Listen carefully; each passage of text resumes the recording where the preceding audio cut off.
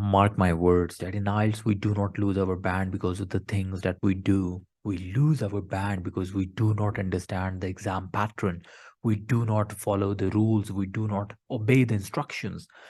In this video, I'm going to teach you that what is the scorecard they are going to use over there to assess your speaking. And there are only 4 things that we are going to discuss in this video today. And the number one thing on which they will assess your speaking is the fluency and coherence. And remember, there are only 3 things they will be considering when it comes to fluency and coherence. Number one, do you avoid silence and hesitation? Silence is a very good thing when you are speaking because sometimes students replace the silence with the awkward gap fillers, just like I want to say that another thing is don't just simply prolong the word. That is not what they expect from you. They want you to avoid the silence, but that is the awkward silence or hesitation that you feel when it comes to the speaking. But if you are using silence as a tool, if your silence is in your control and you deliver your sentences with smoothness and you feel comfortable while you are speaking, you are doing your best over there. Number 2 thing that they expect from fluency and coherence point of view is that do you really speak at length on each topic? And that means when they ask you a question, do not try to give answer in 1 word, 2 words, 1 sentence only. You should elaborate your answer. Say something, give evidence to that thing, give explanation, give example related to your life, but speak out minimum 3 to 4 sentences in order to explain one single thing over there.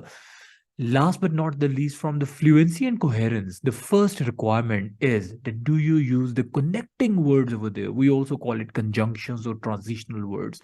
Words which are going to connect your sentences, words which are going to help you to create the same meaning, the same theme of your whole speech, the way you are delivering, you're connecting your sentences. Are you using those connecting words or not? In advanced speaking, you have to deliver the compound and the complex sentences, which is only possible if you are using the connectors, if you're using the conjunctions, just like moreover, furthermore, in addition to that, and however, nevertheless, consequently, resultantly, all these words are the connectors. Try to use it. That's the first requirement of the speaking scorecard. That's how they will be assessing you by ticking the checklist over there in the scorecard. And the number 2 requirement is LR, which is lexical resource. And lexical resource means vocabulary. As I always say in my video, that the first requirement from the vocabulary part is that do you really use the wide range of vocabulary? It's important that you should be using the wide range. What is wide range? Wide range does not mean that you just simply learn and apply those advanced vocabulary words even when you are speaking at intermediate level or the basic level, and you are applying those advanced vocabulary words into your communication, which are not even needed, which are not even from your day-to-day conversation. What you are requested to do is to use the synonyms over there. The word that you use once, try not to use the same word again. Come up with a synonym. Show that you know a lot other words to explain the same situation. Even, are you really paraphrasing the sentences?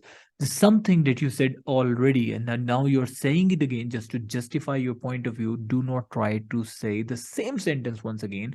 In fact, you have to paraphrase the sentence. And are you using only, it's not only related to the vocabulary words, it's also related to the idioms. Do you really use common idioms, collocations, phrasal verbs, or even the expressions that people are using it on daily basis, just like once in a blue moon? These type of the basic expressions or idioms, that's what you have to add on into your speaking. That's the requirement number 2. And the requirement number 3 is the GRA, which is grammatical range and accuracy. And grammatical range and accuracy simply refers to the skill with English grammar, and that includes that are you really using the complex sentences? Because the beginner level students do this thing that they make one sentence and then they just simply make another sentence, and they don't use the complex sentences, they don't use the compound sentences. Are you using these in an accurate way or not? And are you also using a wide range of grammatical forms or structure? Let's suppose if they ask you about your morning routine or your Monday morning routine, let's suppose you can't only express that using one tense which is present indefinite. whatever is the question, you just simply need to follow different type of structures and try to use all the different variety of grammatical tenses into your speaking. Do not stick to one tense only. That's what you need to do. And you also need to avoid the basic grammatical mistakes. The basic grammatical mistakes that we make is from the present indefinite, the use of s or es, has or have, is, mr, ing form, the first form, second form, third form. These are the common grammatical mistakes that students usually make in their speaking. You need to avoid that. That's the third requirement. Moving on towards the number four, P part, pronunciation. And pronunciation includes that how natural you are when you are speaking. Are you really able to pronounce words accurately? Are you using the common pronunciation of the word? Remember, pronunciation is totally different than accent. Accent is not the part of your IELTS speaking test. There is no requirement for the accent. You are using Indian accent, you are using American accent, British accent, whatever accent you're using over there, they are not gonna judge you on the basis of that. They will judge you on the basis of the common pronunciation. Are you able to pronounce the word that your listener can understand quite easily? And how do you sound when you speak? Are you using or joining different sounds together, like there are different combination of the word, just like she sells seashells on the seashore? What sort of sound are you comfortable with the sounds when you're speaking? For that, you can practice the tongue twister. Just as I said, one, there could be a lot other available on Google. You can search the tongue twister, you can practice that. And the last two things from the pronunciation point of view are your stressed words. Are you really paying stress to the word, or are you speaking in a monotone? Stress words take your voice up. That's what you have to use. You have to emphasize on the words when you are delivering. You should know, just like when we write down something, we write in the bold or we underline something.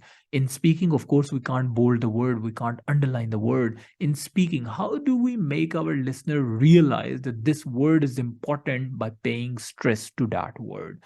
And the last but not the least part from the pronunciation is the intonation. And intonation is the flow of the voice. Flow of the voice represents that, are you, if you are asking a question, you should take your voice up. What's the flow? For instance, if I'm speaking right now, and let me tell you one important thing, and then I just suddenly stop speaking, it means I did not follow the rule of the intonation. If I have to stop speaking, I should take my voice down. And that is the last thing I would like to share here. Instead of that, and that is the last thing I would like to share here, that's the difference. When you take your voice up, the listener expects that you have to speak more. That's the rule from the intonation. Your examiner will have a similar kind of checklist in front of him, and he will be assessing you that are you really fulfilling all these requirements or not. You fulfill that, and I assure you, you will get really good band in your IELTS speaking. Well, thank you so very much for watching this video. Hope to see you tomorrow in the next video. Till then, take care, stay blessed. Bye bye. Allah Hafiz.